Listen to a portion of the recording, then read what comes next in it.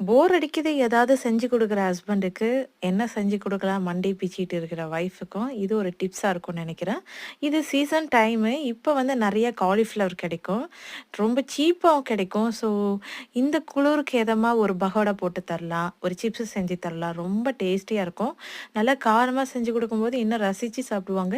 Maximum நீங்க இந்த குளிர் டைம்லாம் வெளியில வாங்கி சாப்பிடாதீங்க. அவாய்ட் பண்றது நல்லது.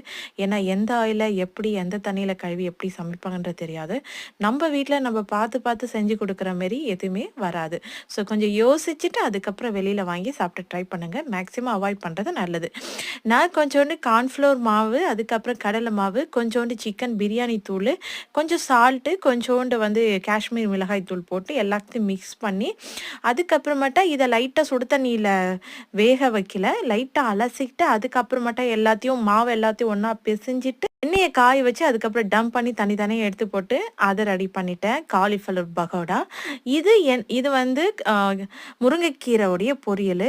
எண்ணெய், கடுகு, காஞ்ச மிளகாய், அதுக்கப்புறம் இதில சால்ட்டு ஃபர்ஸ்ட்டே போட்டுறணும். அப்பதான் ஈவன்ட்டா எல்லாத்துக்கும் போகும் இந்த கீரைக்கு.